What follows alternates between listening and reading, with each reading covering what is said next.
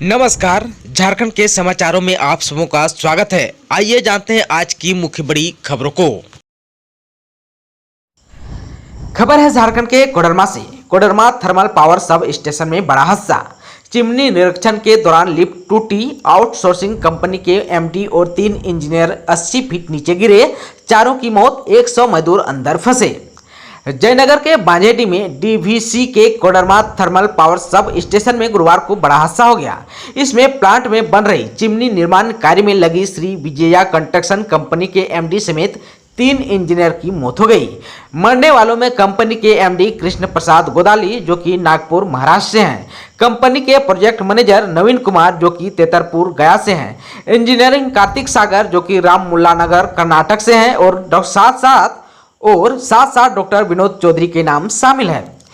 KTPS में Thermax company को chimney निर्माण कार्य का जिम्मा दिया गया था। इसने पेटी कॉन्ट्रैक्ट पर कार्य श्री विजया कंस्ट्रक्शन कंपनी को दिया गया था। चिमनी की कुल ऊंचाई लगभग 150 मीटर बताई गई है। लगभग 80 मीटर पूर्ण हो चुके कार्य का जायजा लेने के लिए कंपनी के एमडी समेत अन्य 4 लोग लिफ्ट के सहारे ऊपर गए थे। इस दौरान वापस लौटते समय अचानक लिफ्ट का तार टूट गया और सवार सभी लोग नीचे आ गिरे।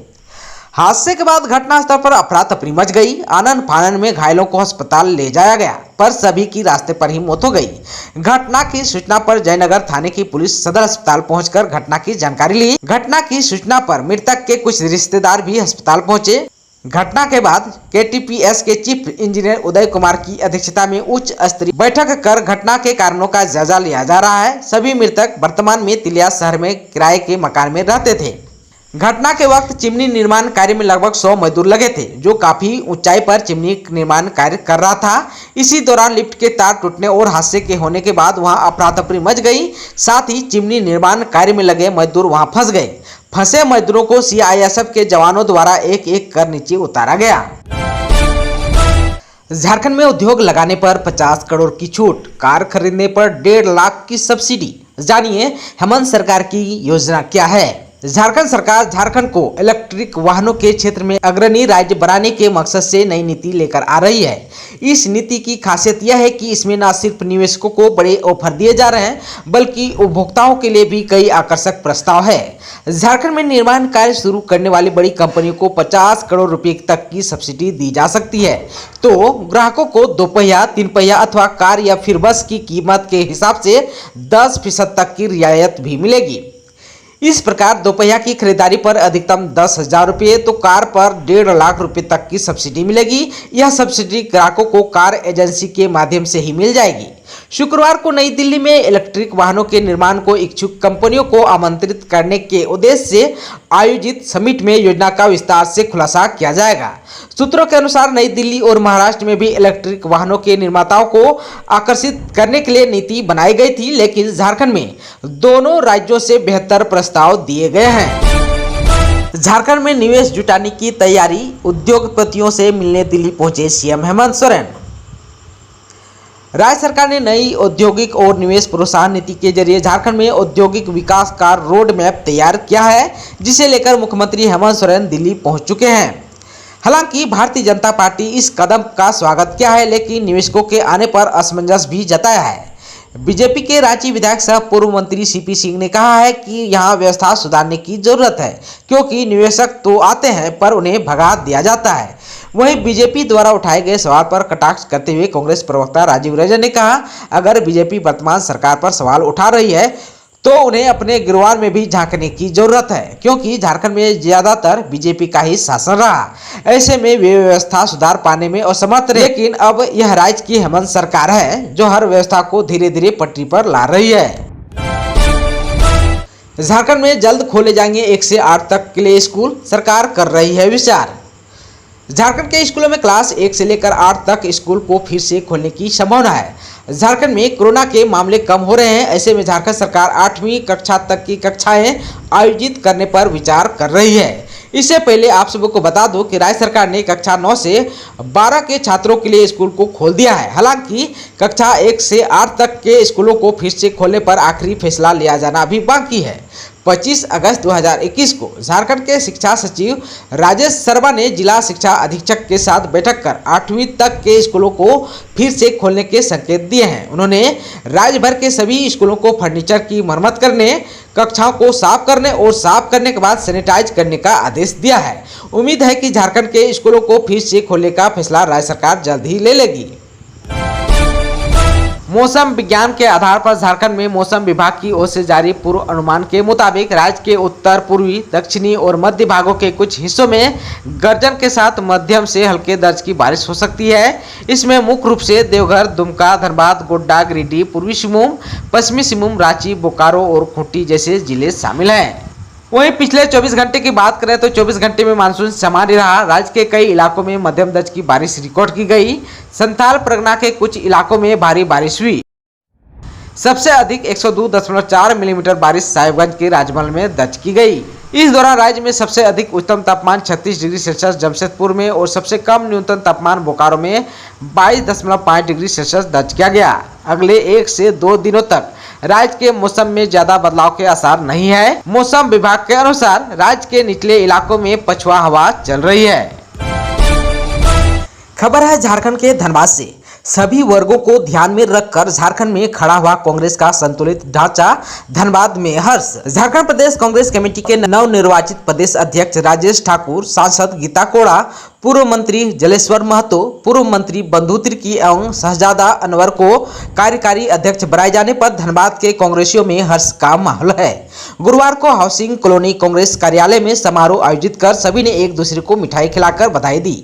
जिला अध्यक्ष बजेंद्र प्रसाद सिंह ने कहा कि नवनिर्वाचित पदाधिकारी के आने से निश्चित रूप से राज्य में कांग्रेस संगठनात्मक रूप से और मजबूत होगी। वरिष्ठ कांग्रेसी सचिव सदस्य अशोक कुमार सिंह ने कहा कि प्रदेश अध्यक्ष की कमान राजेश ठाकुर को दिया गया है। चार कार्यकारी अध्यक्ष भी बनाए गए हैं। कांग्रेस पार्टी के शीर्ष सोनिया गांधी, राहुल गांधी और आरपीएनसी को हम बधाई देते हैं। सभी वर्गों को ध्यान में रखकर एक संतुलित ढांचा खड़ा किया है। निश्चित रूप से आने वाले दिनों में पार्टी को इसका फायदा मिलेगा।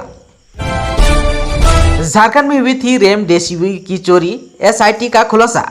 कोरोना की दूसरी लहर में जब दवा के अभाव में मर रहे थे मरीज, रिम्स से महिला गायब करती थी दवा। कोरोना की दूसरी लहर में जब रेमडेसिविर दवा की तलाश में लोग भटक रहे थे, तब Rajendra institute of medical science से इसकी चोरी हो रही थी। यहां से 6 वायल की चोरी हुई थी। इसका खुलासा रेमडेसिविर की कालाबाजारी की जांच कर रही एसआईटी ने गुरुवार को किया है। एसआईटी का नेतृत्व कर रहे एडीजी अनिल पाल्टा की ओर से झारखंड हाईकोर्ट को बताया गया कि रिम्स से रेमडेसिविर की 6 वायल चोरी की गई है। यह रेमडेसिविर भी कालाबाजारी करने के मुख्य आरोपी राजीव सिंह को उपलब्ध कराई गई थी। इस मामले पर रिम्स से भी रिपोर्ट मांगी गई है। रिपोर्ट मिलने के बाद जांच आगे बढ़ाई जाएगी। स्कूलों में बच्चों का खाना बनाने वालों की पीड़ा, ड्रेस, एप्रॉन और कैप के लिए सड़क पर उतरी राज्य भर की रसोइया। कहीं आश्वासन के 5 साल बाद भी नौकरी पर नहीं बुलाया गया। राज्य के सरकारी स्कूल में पढ़ने वाले बच्चों का मध्याह्न भोजन बनाने वाली रसोइया और संयोजिका का रांची में जुटान हुआ। झारखंड प्रदेश विद्यालय रसोइया संयोजिका संघ के बैनर तले राज्य भर से सैकड़ों की संख्या में रसोइया सीएम हाउस का घेराव करने की कोशिश कर रही है। प्रशासन की तरफ से इन्हें मोरहाबादी मैदान में रोक दिया गया है। वहीं कुछ राजभवन के पास जाकिर हुसैन पार्क के पास जमा हुई है।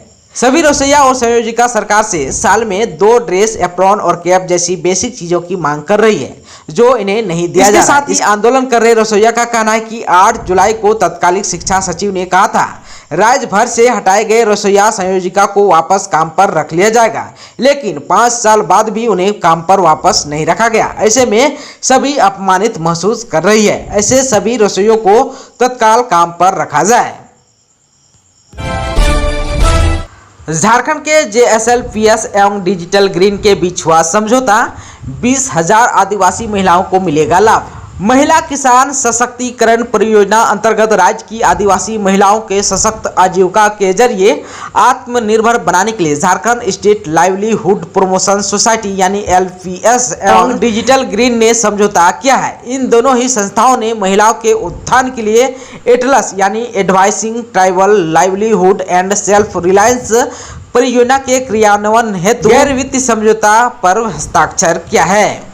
महिला किसान सशक्तिकरण परियोजना अंतर्गत राज्य के आदिवासी महिलाओं के सशक्त आजीविका के जरिए आत्मनिर्भर बनाने के लिए Jharkhand state livelihood promotion society यानी SLPS एवं डिजिटल ग्रीन ने समझौता किया है। इन दोनों ही संस्थाओं ने महिलाओं के उत्थान के लिए एटलस यानी advising tribal livelihood and self reliance परियोजना के क्रियान्वयन हेतु गैर वित्तीय समझौता ज्ञापन पर हस्ताक्षर किया है। पुलिस सेवा में दिव्यांगों का आरक्षण समाप्त होना दुखद, झारखंड विकलांग मंच ने तेज किया विरोध के स्वर। सरकार ने कई प्रतिष्ठानों को दिव्यांग अधिकार अधिनियम 2016 के दायरे से बाहर कर दिया है। यह अधिनियम दिव्यांग व्यक्तियों के लिए रोजगार में आरक्षण प्रदान करता था। केंद्र सरकार ने दिव्यांगों को नौकरी के आरक्षण के मामले में झटका दिया है। इधर सरकार के इस फैसले का झारखंड विकलांग मंच ने विरोध भी किया है। खबर है झारखंड के पलामू से। झारखंड कर्मचारी चयन आयोग की नियुक्ति नियमावली में संशोधन करने की मांग को लेकर एक नागरिक एक आवेदन अभियान की शुरुआत। झारखंड कर्मचारी चयन आयोग की नियुक्ति नियमावली में संशोधन एवं हिंदी को चयनित क्षेत्रीय जनजाति भाषा श्रेणी में शामिल करने हेतु पलामू प्रमंडल के युवाओं द्वारा गुरुवार से मुख्यमंत्री को आवेदन भेजो अभियान की शुरुआत की गई। सन्नी शुक्ला और उनकी टीम की अगुवाई में एक नागरिक एक आवेदन के तहत हजारों विद्यार्थियों एवं अभिभावकों से आवेदन पत्र लिखवाकर मुख्यमंत्री को भेजने के आंदोलन की शुरुआत हुई। मौके पर शिक्षक राहुल चतुर्वेदी ने कहा कि सरकार ने जितनी भी भाषाओं को JSSC में क्षेत्रीय श्रेणी में शामिल किया है, उनमें से पलामू प्रमंडल के विद्यार्थी किसी भी भाषा की पढ़ाई नहीं करते हैं। यहाँ के विद्यार्थियों की मातृ और क्षेत्रीय भाषा सिर्फ हिंदी है। सरकार ने यहाँ के विद्यार्थियों के साथ हिंदी को हटाकर अन्याय किया है। सनी शुक्ला ने कहा कि हमारी टीम हजारों विद्यार्थियों द्वारा हस्ताक्षरित आवेदन पत्र मुख्यमंत्री को सौंप उन्हें अवगत कराएगी कि यहाँ के विद्यार्थी इस निर्णय से खुश नहीं है। हिंदी को क्षेत्रीय भाषा की श्रेणी में डाले बिना उनका JSC में चयन नामुमकिन है। दोस्तों, अगर आप चैनल पर नए हैं तो प्लीज़ चैनल को सब्सक्राइब कर बेल आइकन को दबा दीजिए ताकि खबरों का अपडेट आपको मिलता रहे। इसके साथ ही आज के खबरों में बस इतना ही। हमें दीजिए इजाज़त। नमस्कार।